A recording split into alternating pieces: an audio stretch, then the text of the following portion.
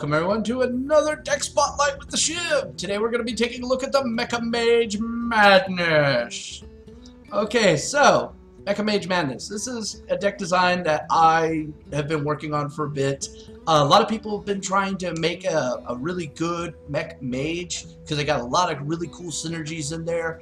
And it's a lot of fun to play. I've been having a blast with this on ladder. I'll go like 7 wins, drop 1, then go another 7. It's amazing, and I really like it. It's a lot of fun. So let's just jump right into it. All right, arcane missiles, cool. They're awesome, but people say, well, it's kind of RNG, you know, really? It's like, well, yeah, this deck has a lot of RNG to it, so it kind of works with it. You can actually have a lot of RNG in one deck and make it work. It's amazing how that happens. All right, so this is actually a great spell in early games, and also could be used in conjunction with 2 other cards that are in this deck that we'll get to later, but it acts as almost like a fuel source for them. Alright. Clockwork Gnome! 1 mana, Death Rattle, add a spare parts, 2/1, really cool, and it can facilitate a lot of things, especially with Tinkertown Technician. And spare parts are spells. Remember that, they are spells. And they're only 1 mana. This is very important. Okay, Mana Worm. Hey, guess what? They worked in before GVG, and they're working here. Even with spare parts, if you absolutely have to use them on there, that's insane value. Throw the armor plating on this guy, he becomes a 2/4, right? Throw the blades against the +1 attack. Guess what? He's a 3/3. For 2 mana. Alright, so really cool synergy there. I love them. It's one of these cards that was powerful beforehand, and it's still powerful now. If it ain't broke, don't fix it. So, I love it. Alright, Flame Cannon. This card has caused a lot of controversy with a lot of the testers and deck designers that I know. Some people think the Flame Cannon is actually quite a brilliant card. Others think it's absolutely garbage when you compare it to the Frostbolt. Okay, I'm going to say this right now. I believe that both are valid and both are good. One has a better situational purpose, while the other one can be used in multiple different aspects. There are times where Flame Cannon is going to be great, especially in a tempo deck, which this deck is. But there is also going to be a great amount of times where Frostbolt is superior, alright? I don't think either one is superior to each other on base value, but I still think that they both have a place. Mixing them together actually does kind of work in a weird sort of way. So, why he's here. Not to mention, this plus hero power knocks out, you know, Senjin for grand total of 4 mana spent. That's okay by me. Alright. Frostbolt. Pretty much standard. You guys know how this works. Alright. Unstable Portal. This is the sleeping giant of the GVG set, especially for Mage. This card has so much power potential, it is insanely disgusting. I've actually messed around and coined this out, just, you know, shits and giggles. Oh, here, have a Millhouse Mana Storm. Really? Yes. I don't actually have a Millhouse, and that was the cool thing about that. But now I did. So I've gotten a lot of really great cards out of it. I've gotten Mal'Ganis out of this. I've gotten a Ragnaros when I played this on turn 3 and was able to actually play Ragnaros on turn 4. That was huge value. I've gotten Big Game Hunters, which actually became relevant the next turn. I've also gotten stuff like Shadow Bombers, which may seem bad, but, you know, it actually helped push the damage so I can win. So it has a huge amount of variance. Remember, it can add any minion in the game. That's a lot of fucking minions. Alright? So the variance is huge. Side note, getting a Captain Greenskin when you're a mage is kind of a lull factor. But hey, it only costs 1 mana to play a 5/4. I'm happy with that all day long. Alright, the Mech Warper. We have mechs. Making them cost less? Brilliant. Getting both of these down makes a lot of the stuff in this deck just even more disgusting. So, yeah, everybody hates Mech Warper. Oh my god, because of all these mechs, the Mech Warper is just so broken. Oh my god, what is it? Okay, hey, guess what? This is why we have Frostbolts. This is why we have Flame Cannons. Alright? You're starting to see now? But just because we have ways of countering Flame Mech does not mean we're not going to take advantage of them at the same time. They're just really nasty. Plus, look at the art on that golden one. That's just so pretty. Alright. The Snow Chugger. Chugga, chugga, chugga, chugga, chugga, chugga, chugga. Alright, so freezing your opponent's face is a huge thing for mages, especially against weapon classes. So if you could stop them from using their weapon, great value. Great value. So Snow Chugger became an auto-include. You could also use him as a sack play to stop his biggest minion from attacking your face, especially when you don't have a Frostbolt. And in some instances, when you are running Ice Lances, which you'll notice we are not, because we're not looking for that Dreamsicle Miracle Magical Fairy Christmas Land deck. Alright, we've seen it. So he's got a lot of great advantages, not to mention he's a 2-3, means he's going to persist a little bit if you play him early enough, and allows for the turn 3 Tinkertown Technician. So now you got a 2-3 that freezes things and a 4-4 to deal with, and your opponents are not going to be happy about that in any way, shape, or form. Alright, Arcane Intellect. Hey, card draw is great. Now, we've got a lot of outside design card draw, which is cards coming into your hand or play that are not part of your base design. These would be spare parts. These would be anything you get off Unstable Portal. This would be anything you get off Gazlowe. Alright? So, that is cool. But there is definitely a need to be able to accelerate your deck, which Arcane Intellect does. Alright? And, well, we're mages. Not running Arcane Intellect kind of feels crappy. Alright. Spider Tank. Spider Tank does whatever a Spider Tank does. Alright, so, why is he here? This is actually a really important question, because in many ways, Harvest Golem is superior. Alright, it's 2-3, that summons out a 2-1. So, just on paper, that's literally a 4-4 in many aspects. But Spider Tank is a 3-4. I can deal 3 damage quite easily to a Harvest Golem. And then, you know, wait a turn or just run one of my lowest minions in to finish off the other one.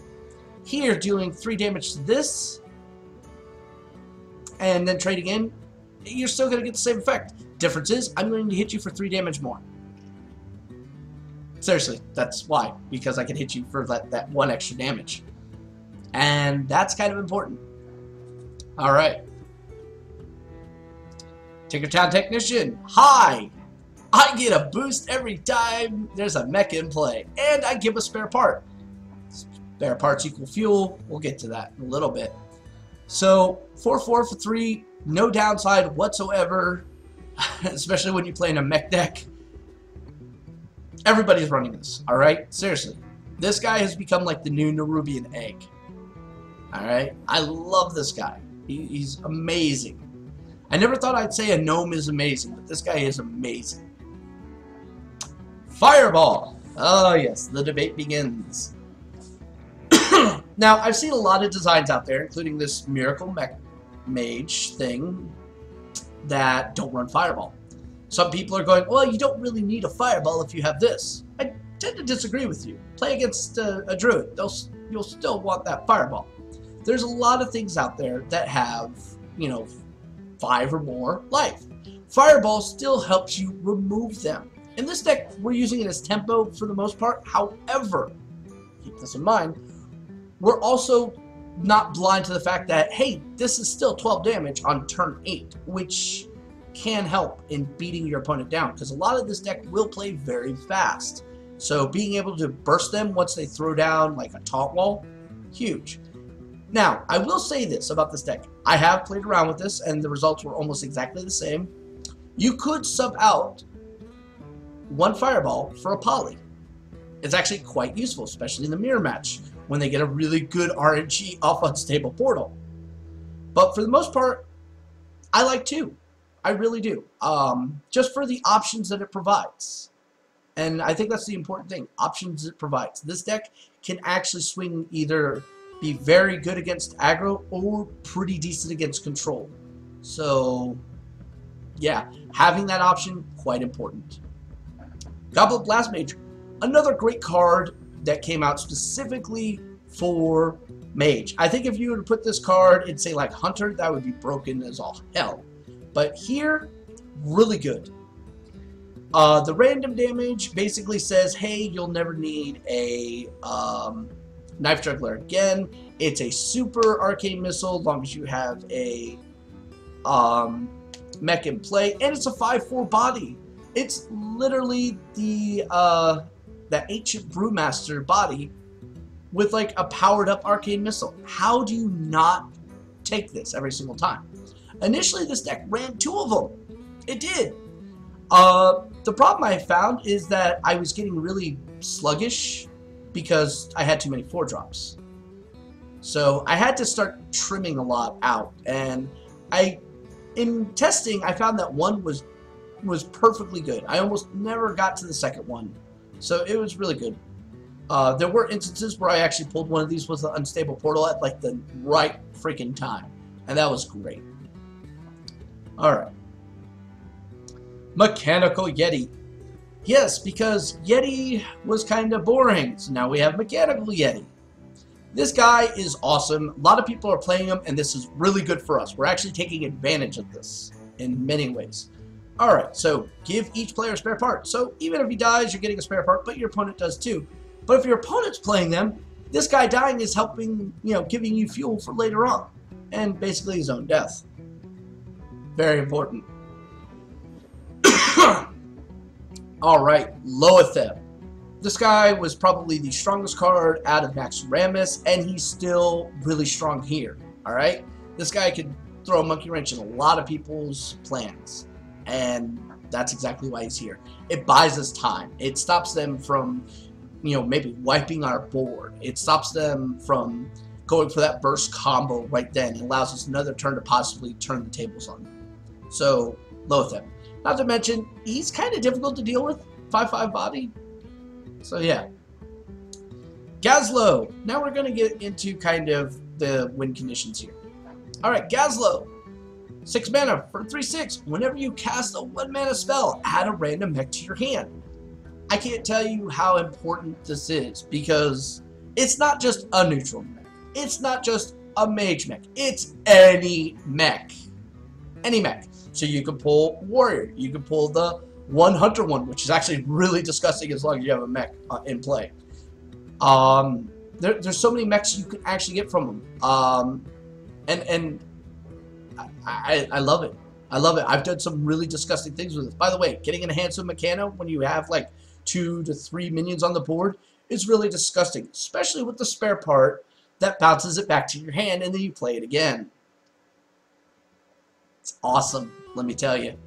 But like anything that uses a randomness, it can whiff on you. You may get nothing but Clockwork Gnomes, which in itself isn't overly bad. One cool thing I like about Gazlo is that stealth little field that you get. That's really great on him, because that means you're always going to get at least 2 card draws off of him. Really cool. Alright, Flame Strike, it's 4 mana, or I mean it's a 4 damage AoE against your opponent. I think we're all familiar with this. Alright. Archmage Antonitus. This guy was a staple of a lot of designs, and you know what? He's still powerful even today. Alright? Because spare parts are 1 mana. Because arcane missiles in this deck. Because we have a lot of spells in this deck, Archmage Antonitus can pretty much keep shit going or finish the game on his own. I mean, seriously, you get this guy out and you get at least 1 fireball from him. If they cannot remove him, they know that they're screwed, because you're going to play both fireballs, get 2 fireballs back, and then what are they going to do? Seriously, what are they going to do? So this actually allows you to use your fireballs in more tempo ways, rather than having to use them all for the face. It creates options. Options are important. So, yeah, that is the deck. It works really good. When GVG came out, I was at 19. Just in about an hour's worth of play, went up to 14 with this deck. I've hit more win streaks with this deck than a lot of decks. Alright, so it's really, really, really good. It's a lot of fun too, which is what I think GPG was meant to be. A lot of fun. So that's all for this episode. Thank you very much. This deck will be posted up on Hearthstone. There'll be links at the bottom. If you like these videos, please like, subscribe, share, tell your friends. Do what you got to do. Till next deck, this is the Shiv saying good luck.